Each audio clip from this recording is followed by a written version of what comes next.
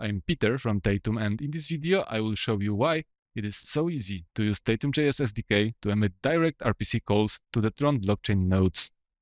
I have prepared this small Node.js application with latest version of tatum.com/js package already installed. First thing we need to do is to instantiate the SDK. We will use Tron blockchain, and we also need to specify network, which will be Tron for our case, but we can also use testnet. Next, we will go through tatum.rpc.getTransactionById. For all the methods in the RPC, we have prepared TypeScript interfaces, so you don't have to worry about the structure or the types. We will use this transaction ID, and let's see how the example works.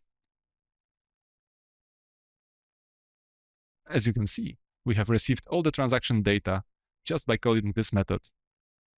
I hope this helps. You can find more about this and other methods in our documentation.